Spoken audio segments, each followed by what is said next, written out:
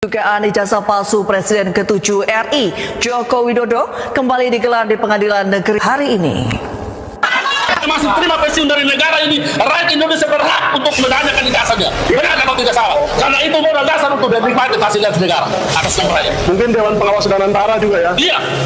Sepanjang dia masih terima gaji, berhak rakyat bertanya. Layak tidaknya dia pantas dulu di situ. Ijazah dan benar atau salah? Oke. Setiap skripsi tentu ada tanda tangan pembimbing, minimal pembimbing utama, betul ya? Ya. Pertanyaan saya, bisa tidak sebuah skripsi itu tidak ada tanda tangan pembimbing dan dia dinyatakan lulus sebagai insinyur? Tidak ada pembimbing. Iya, tidak ada pembimbing. Tidak bisa. Tidak bisa. Berarti pertanyaan Anda, jawaban Anda sama dengan Kanjeng Pangeran Haryo Bagas, ya, PhD, itu beliau mengatakan seperti itu. Jadi di UGM tidak mungkin skripsi kosong itu bisa lulus sarjana, apapun sarjananya.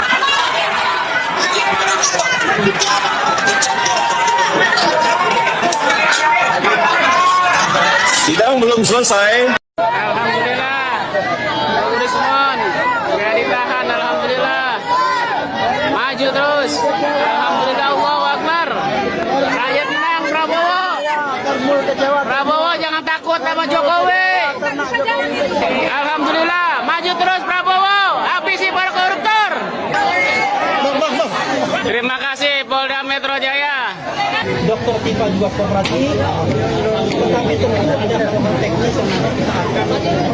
Allahu Akbar, hidup rakyat, hukum ijazah palsu. Kalau artinya di sini berarti Bapak meyakini bahwa Joko Widodo yang KKN di Ketoyan 85 tahun 85 itu adalah Pak Jokowi yang Presiden ke-7 Indonesia itu ya tadi. Panggilan cek ini Pak mungkin bisa diceritakan Bapak Ibu. Saya hanya ikut-ikutan teman-temannya kalau panggil cek. Jadi untuk lawal-lawalnya, tentunya saya juga tidak berani panggil orang. Kita bukan teman ya, jadi hanya tempat jadi hanya dengar saja. Cek. Dan satunya Mbak Anak, satunya Pak Ejo, satunya Encok itu namanya juga nggak tahu sebenarnya. Memang bisa dijelaskan panggilan cek itu seperti apa? Ya namanya Joko Widodo ya. Nah, kalau panggil Jok kan sudah biasa gitu ya. Pengen main daripada yang lain, ya keren gitu ya. Cek gitu. Kami berempat yang memanggil Joko Widodo adalah cek, benar-benar cek, bukan yang lain. Dari itu awal dari situ nama ceknya bukan di situ ya, sebelumnya belum pernah. Ya selama pakai kita kan mungkin ada kedekatan ya, jadi kita untuk Mas Eko itu Mas Ecot kan, cek, kita dengan Pak Jokowi cek. Pak Jokowi gimana kalau Pak panggil cek itu responnya? Positif. Suka gitu. Oh, suka. Jadi kalau hari ini diputuskan telah terbukti ijazahnya palsu karena apa? Ada yang bersaksi bahwa yang ada di ijazah itu berbeda dengan orang yang dia lihat. Jadi begitu. Dan Pak Rudito juga sudah memberikan keterangan bahwa ijazahnya itu sangat berbeda dengan yang ada dimuat oleh Dian Santi. Baik rekan-rekan media semua, hari ini Oke, silakan teman-teman dari Kompas, dari iNews, CNN ya. Baik, kita nanti dimulai dari abang saya Pak Wirawan Adnan ya, silakan Bang. Ya, oke. Bismillahirrahmanirrahim. Assalamualaikum warahmatullahi wabarakatuh. Satu hal, kalau tadi ditanyakan biar dikawal ya. Oke, gugatan si LSI yang ke-1 ingin membuktikan apakah ijazah yang dimuat oleh Dian Sandi itu asli atau palsu. Hari ini telah memperoleh jawabannya. Apabila tidak ada saksi lain, itu hari ini telah memperoleh jawabannya bahwa ternyata itu palsu. Karena apa? Karena apa? Satu adalah dibuktikan oleh apa yang dibawa oleh saksi saksi Pak Rujito mengatakan bahwa itu sangat berbeda dengan aslinya, baik dari segi tekstur Pak Grojono masuk, Pak Grojono biar disampaikan juga telah disaksikan juga telah disaksikan oleh saksi utama saksi utama kita adalah King witness kita hari ini yang mengatakan bahwa apa yang dilihat secara langsung Pak Jokowi dengan apa yang ada di ijazah itu sangat berbeda orangnya, baik wajahnya, bibirnya, telinganya, hidungnya, giginya semua berbeda, sehingga bukan orang yang sama. Tujuan kami menggugat adalah supaya membuktikan apakah ini palsu atau asli. Hari ini telah terbukti bahwa berdasarkan kesaksian berdua adalah palsu. Apabila dan kemudian jangan lupa polisi juga kita gugat hari ini juga tidak bisa menunjukkan yang disitanya, tidak bisa ditunjukkan. Sebetulnya kan tidak kesulitan apabila tergugat satu tergugat satu Pak Jokowi itu adalah mengatakan masih pinjam ke polisi. Lah polisinya kan ada di sebelahnya sebagai tergugat 4, seharusnya kan mudah untuk diserahkan gitu ya. Jadi menurut kami adalah mengapa polisi kami gugat supaya tergugat satu tidak berkelit bahwa yang dokumennya itu sedang disita oleh polisi. Harus berbeda barang bukti dengan barang titipan. Ya, monggo Pak Ugarjo. Semuanya edukasi pada masyarakat. Jadi kalau sudah dinyatakan barang bukti, nanti itu diduga barang hasil kejahatan atau barang yang merupakan diduga dilakukan untuk melakukan kejahatan. Jadi harus ekstra hati-hati bicara tentang bukti dan alat bukti, barang bukti. Jadi sangat sensitif lah. Jokowi digugat 125 miliar, wajib hadir sendiri di sidang ijazah. Mantan menteri beberkan segala rahasia. Saya yakin 100% palsu, tidak mungkin asli. Pembukaan momen bersitara yang ditunggu rakyat. Assalamualaikum warahmatullahi wabarakatuh, dan selamat mendengar bagi seluruh saudara sebangsa dan setanah air dimanapun Anda berada. Kembali bersama kami menyajikan laporan khusus yang sangat mendalam, sangat lengkap, dan berisi fakta-fakta yang akan membuat kita semua sadar akan pentingnya kejujuran bagi seorang pemimpin negara. Selama lebih dari 10 tahun, satu hal selalu menjadi tanda tanya besar. Selama ini kita sering mendengar isu, sering mendengar kabar, sering melihat perdebatan di televisi maupun media sosial. Pertanyaan besar itu adalah, apakah benar dokumen ijazah S1 yang dijadikan syarat utama untuk menduduki jabatan Presiden Republik Indonesia itu asli dan sah secara hukum? Banyak yang berusaha menutupi, banyak yang berusaha membungkam, banyak yang bilang sudah selesai. Tapi hati rakyat Indonesia tidak pernah puas, karena jawaban yang diberikan selalu tidak masuk akal, selalu ada bagian yang disembunyikan. Namun hari ini semuanya berubah total. Kabar resmi datang dari dunia hukum. Mantan Presiden Joko Widodo resmi digugat ke Pengadilan Tata Usaha Negara dengan nilai gugatan sebesar 125 miliar rupiah. Dan yang paling penting, Hakim Ketua sudah mengeluarkan keputusan tegas. Dalam surat panggilan sidang tertulis jelas, tergugat Bapak Joko Widodo wajib hadir sendiri ke ruang sidang, tidak boleh diwakilkan. Beliau harus datang, harus duduk di kursi pesakitan, dan harus bersumpah menjawab semua pertanyaan mengenai keaslian dokumen pendidikannya. Lebih mengejutkan lagi, saksi utama yang hadir mendukung gugatan ini adalah seorang mantan Menteri Kabinet Kerja yang dulu pernah bekerja langsung di bawah kepemimpinan Jokowi. Orang yang tahu seluk-beluk pemerintahan dari dekat, kini berani maju ke depan dan berkata lantang, saya yakin seyakin-yakinnya ijazah itu palsu 100%. Saya tahu alasannya, saya tahu buktinya, dan saya berani bersumpah. Mengapa beliau sampai berkata begitu? Apa saja rincian bukti yang diungkapkan? Apa yang terjadi jika Jokowi tidak datang? Dan apa dampak besarnya bagi negara kita nanti? Mari kita bahas semuanya sangat rinci selama 18 menit ke depan ini. Jam 3:40 menit, jam 7:30 menit, bagian 1, gugatan 125 miliar dan perintah hakim yang tegas. Kita bahas dulu mengenai gugatan sebesar 125 miliar rupiah. Angka ini bukan angka yang dipilih sembarangan. Tim hukum penggugat menjelaskan secara rinci bagaimana mereka menghitung jumlah tersebut. Nilai itu terdiri dari dua bagian besar. Pertama, kerugian material. Selama 10 tahun menjabat sebagai presiden, negara mengeluarkan anggaran gaji, tunjangan, biaya operasional, pengamanan, perjalanan dinas, dan fasilitas lain nilainya mencapai puluhan miliar. Jika syarat menjabatnya tidak sah, maka semua uang ini dianggap sudah terpakai secara tidak benar dan wajib dikembalikan. Kedua, kerugian moral dan kenegaraan. Negara Indonesia dan seluruh rakyat merasa dirugikan harga dirinya karena dipimpin oleh seseorang yang diduga menggunakan dokumen palsu. Dampaknya merusak citra bangsa di mata dunia internasional. Nilai ganti ruginya ditetapkan cukup besar agar menjadi pelajaran mahal. Hakim ketua yang memeriksa berkas ini terlihat sangat teliti dan serius. Beliau melihat bukti-bukti awal yang diserahkan penggugat ternyata sangat kuat, sangat lengkap, dan memiliki dasar hukum yang kokoh. Maka hakim pun menjatuhkan keputusan yang bersejarah. Menimbang bahwa perkara ini menyangkut kepentingan umum dan konstitusi negara, kami putuskan gugatan diterima untuk diperiksa. Dan kami perintahkan tergugat Bapak Joko Widodo untuk hadir sendiri. Alasannya, dokumen yang dipermasalahkan adalah milik beliau. Hanya beliau yang bisa menjelaskan kebenarannya di bawah sumpah. Tidak ada alasan untuk tidak datang. Ini sangat langka terjadi. Biasanya pejabat tinggi dimudahkan, tapi kali ini hukum berjalan lurus. Panggilan sidang sudah dikirim resmi ke kediaman beliau di Solo dan Jakarta. Pengacara penggugat menegaskan, kalau Pak Jokowi merasa bersih, merasa ijazahnya asli, kenapa harus takut datang? Cukup bawa dokumen asli, cocokkan dengan arsip negara, beres masalahnya.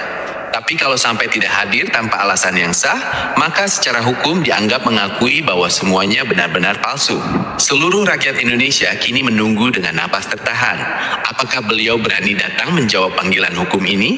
Jam 7:30 menit, jam 12:30 menit, saya wajib bicara demi kebenaran.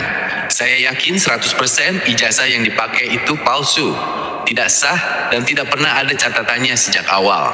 Beliau lalu menjabarkan 7 poin bukti kuat yang beliau ketahui sendiri. Pertama, tanggal kelulusan tidak ada dalam sejarah UGM. Di kertas itu tertulis lulus tanggal 15 Oktober tahun 1985. Padahal saya sudah cek kalender akademik UGM lengkap dari tahun 1980 sampai ke 1990 wisuda. Besar hanya dilakukan bulan Maret dan Agustus. Bulan Oktober tidak pernah ada acara wisuda. Mustahil lulus di tanggal itu. Kedua, nomor NIM milik orang lain.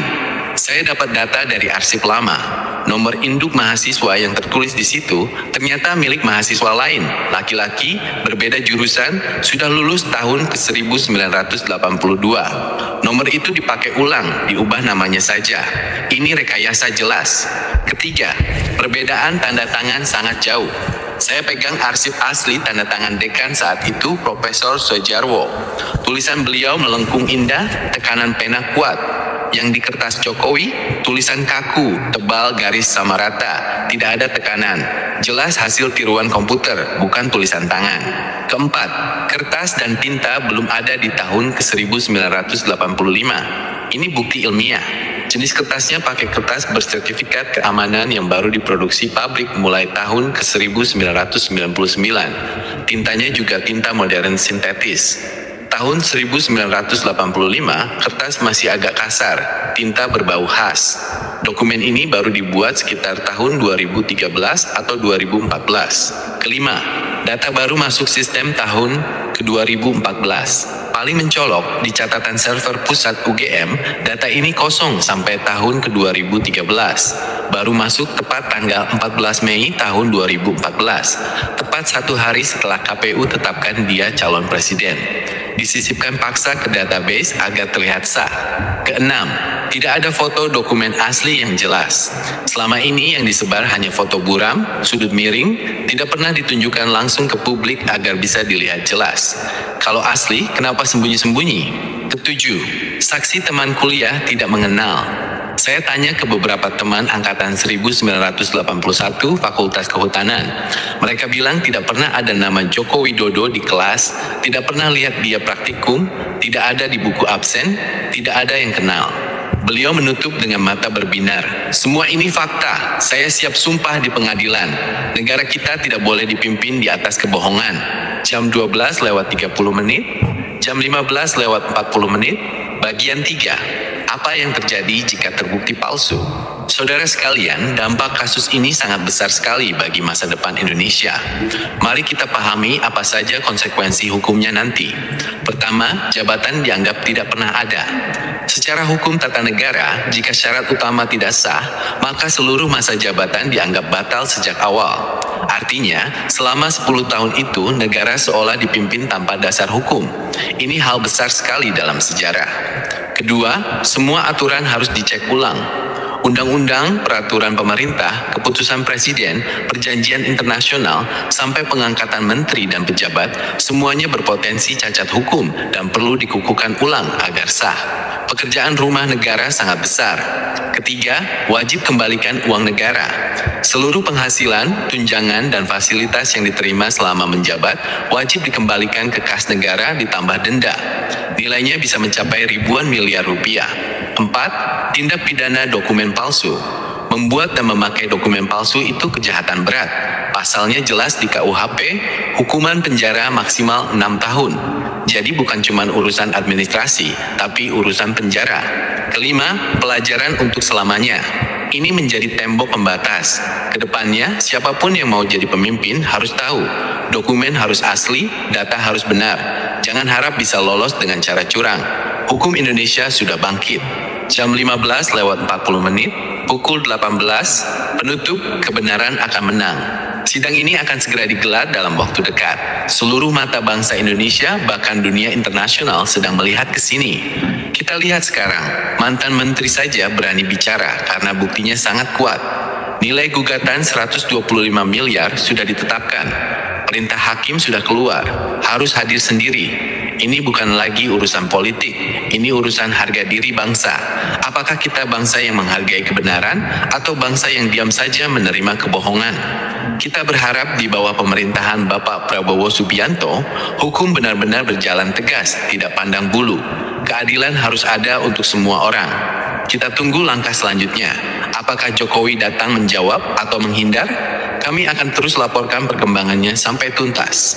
Demikianlah laporan lengkap 18 menit mengenai gugatan bersejarah ini. Terima kasih telah mendengar sampai akhir. Sebarkan kabar ini agar semua rakyat tahu fakta yang sebenarnya. Semoga Indonesia makin bersih, makin jujur, dan makin maju. Sekian dan terima kasih. Wassalamualaikum warahmatullahi. Ya, halo teman-teman, selamat datang kembali di Dewa Politik, ruang dialog dan sarana informasi terpercaya bagi seluruh saudara sebangsa dan setanah air dimanapun Anda berada. Pada kesempatan yang sangat baik ini, kami hadir untuk menyajikan laporan khusus yang mendalam, terstruktur, serta berlandaskan pada fakta-fakta hukum yang berkembang di tengah masyarakat. Selama lebih dari 10 tahun terakhir, satu hal senantiasa menjadi tanda tanya sebesar bagi memicu perdebatan publik, baik di ruang-ruang diskusi formal maupun di berbagai media sosial. Pertanyaan fundamental tersebut berkaitan dengan keabsahan dokumen pendidikan tingkat sarjana yang digunakan sebagai salah satu syarat administratif menduduki jabatan tertinggi di Republik Indonesia. Meskipun berbagai klarifikasi telah disampaikan sebelumnya, sebagian besar elemen masyarakat merasa bahwa persoalan ini belum tuntas secara substansial karena masih menyisakan ruang keraguan. Hari ini, melalui ulasan, mari kita cermati dinamika hukum terbaru yang tengah bergulir. Ada beberapa poin yang saya ambil dari cuplikan ini, yaitu pertama, substansi gugatan finansial dan ketetapan majelis hakim.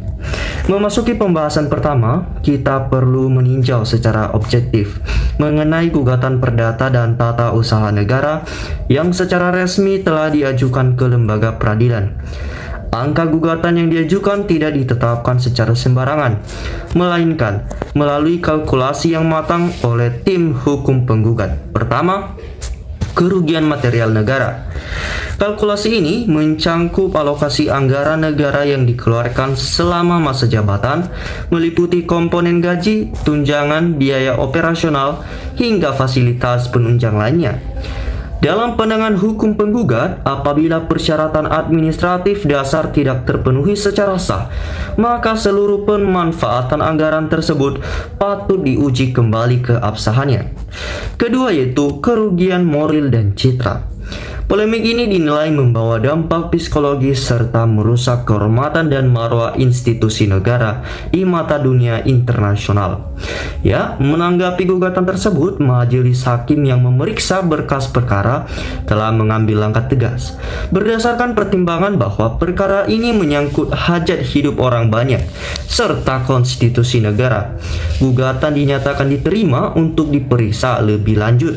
Hakim mengeluarkan ketetapan resmi yang mewajibkan pihak tergugat, yakni Bapak Joko Widodo untuk hadir secara langsung ke ruang sidang tanpa diwakilkan. Kehadiran prinsipal dinilai mutlak karena dokumen yang dipersengketakan berkaitan langsung dengan diri pribadi yang bersangkutan, sehingga hanya beliau yang memiliki kapasitas penuh untuk memberikan keterangan di bawah sumpah. Apabila panggilan ini diabaikan tanpa alasan yang sah menurut hukum, maka konsekuensi yuridis tertentu akan mengikat proses persidangan selanjutnya. Bagian kedua yaitu analisis teknis dan keterangan saksi ahli. Selanjutnya, mari kita bedah pokok-pokok materi yang disampaikan dalam persidangan melalui keterangan saksi serta pihak-pihak yang memegang dokumen pembanding. Terdapat sejumlah poin krusial yang menjadi sorotan utama dalam persidangan. 1. Analisis tanggal kelulusan akademik. Pihak penggugat memaparkan ketidaksesuaian data tanggal kelulusan yang tertera pada dokumen dengan kalender akademik instansi perguruan tinggi terkait pada periode tahun 1985, di mana bulan yang tercantum dinilai tidak memiliki agenda yuridisium atau wisuda resmi. Kedua yaitu verifikasi nomor induk mahasiswa. Berdasarkan penelusuran arsip lama, nomor induk yang tercantum pada dokumen tersebut diduga identik dengan data administratif milik mahasiswa lain dari program studi yang berbeda. Ketiga, uji perbandingan tanda tangan. Analisis visual dilakukan dengan membandingkan karakteristik tanda tangan pejabat berwenang pada masa itu, mulai dari struktur goresan, ketukan pena, hingga tingkat keautentikan bentuk huruf dibandingkan dengan arsip resmi universitas. Keempat yaitu aspek materi fisik, kertas dan tinta. Pemeriksaan juga merambah pada spesifikasi jenis kertas bersertifikat keamanan serta komposisi tinta modern sintetik yang dinilai belum diproduksi secara massal pada tahun 1985, sehingga memunculkan dugaan perbedaan tahun pembuatan fisik dokumen tersebut. Kelima itu inconsistencies basic data digital. Sorotan turut diarahkan pada riwayat pencatatan dalam server pusat perguruan tinggi, di mana pemutakhiran data historis tercatat masuk pada periode tahun 2014 yang dinilai bertepatan dengan momentum tahapan pendaftaran kontestasi politik nasional. Bagian selanjutnya itu implikasi yuridis dan konstitusional bagi negara. Saudara-saudara sekalian, apabila substansi dari gugatan ini nantinya terbukti secara sah dan meyakinkan di muka hukum, implikasi yang ditimbulkan tentu berskala sangat luas bagi tatanan ketatanegaraan Indonesia. Pertama itu status keputusan dan kebijakan publik. Secara teori hukum tata negara, keabsahan sebuah produk hukum, keputusan strategis, penertangan undang-undang, hingga pengangkatan pejabat negara yang berakar dari legitimasi administrasi cacat hukum akan memerlukan kajian ulang yang mendalam. Kedua yaitu akuntabilitas finansial negara. Tuntutan pengembalian seluruh fasilitas serta keuangan negara yang telah diserap selama masa jabatan menjadi salah satu poin yang diatur secara ketat dalam mekanisme pertanggungjawaban hukum perdata. Ketiga itu penegakan hukum pidana dokumen palsu. Berdasarkan Kitab Undang-Undang Hukum Pidana KUHP, pemalsuan dan penggunaan dokumen autentik palsu merupakan tindak pidana berat dengan ancaman sanksi penjara yang signifikan, sehingga proses ini tidak sekedar berhenti pada ranah administrasi semata. Keempat itu presiden positif, penegakan supremasi hukum. Kasus ini diharapkan menjadi tongkat sejarah baru bahwa di hadapan hukum setiap warga negara memiliki kedudukan yang setara tanpa ada pengecualian, equality before the law, demi membangun kultur birokrasi dan kepemimpinan yang berintegritas tinggi di masa depan. Ya, demikianlah laporan khusus komprehensif yang mendalam yang dapat kami sajikan melalui ruang aspirasi. Apapun bentuk dinamika yang sedang berlangsung, mari kita kawal bersama proses peradilan ini secara objektif, rasional, dan tetap menjunjung tinggi asas praduga tak bersalah. Kita menaruh harapan besar agar di bawah kepemimpinan nasional saat ini, penegakan hukum dapat berjalan secara independen, berkeadilan, serta transparan tanpa pandang bulu. Ya teman-teman, sekarang saya akan membacakan komentar-komentar netizen mengenai video cuplikan tadi. Ya teman-teman, ini komentar pertama dari Musriyadi. Polisi itu memang perusak hukum. Ini ngatimin usut tuntas. Ini Afasa. Mana berani hukum memutus atau memvonis si Jokowi, walau fakta dan datanya terang benderang. Ini Yuliev, sekolah nggak ada tapi bisa jadi presiden dan terima gaji dan fasilitas dari negara. Ini Supriyanto, kejujuran dan kebenaran harus tegak setegak-tegaknya. Ini Faiman, kok masih belum selesai, kok bisa negara apa ini bikin mumet aja, mana penegak hukumnya. Ini Bima, logika sederhana bahwa kalau ijazah itu asli, maka saat ini Roy CS sudah dipenjara. Ini Musriyadi, berarti biang kerok kehancuran hukum itu terletak pada kepolisian. Ini Edi, banyak pembohong di negeri ini, tapi percayalah, pelan-pelan yang maha kuasa membongkar kebohongan. Akan ada seleksi alam, negara ini menuju kebaikan. Pembohong-pembohong akan segera terbongkar, tersisi dari negara ini. Percayalah, tunggu waktunya. Ini Listi, alhamdulillah, semoga para pejuang kejujuran selalu dikuatkan Allah. Selamat berjuang para penegak hukum. Ini Ayung, apabila hukum tidak berjalan sesuai UU, maka seluruh rakyat Indonesia yang waras harus bertindak. Ini Irwan, ditunggu berita selanjutnya. Wassalamualaikum warahmatullahi wabarakatuh. Ayo Pak, tegakkan keadilan. Ini Zaikali Islami, reformasi polisi seluruhnya dapat dan pecat semua pimpinan Polri dan isi dengan polisi yang berkualitas dan bermoral. Ayo Pak Presiden Prabowo, ini sudah terang benderang dan jangan lagi diam. Segera bertindak tegas, kami rakyat Indonesia di belakang Bapak demi kejujuran. Ya ini Kasman, alhamdulillah titik terang hukum mulai tampak, semoga seterusnya terus meningkat. Ini Iskandar, semoga pengadilan bisa jadi sumber keadilan. Ini Tamrin, di luar negeri hukum tidak pandang bulu, tunduk patuh terhadap hukum demi memajukan keadilan dan menegakkan kebenaran berdasarkan fakta nyata.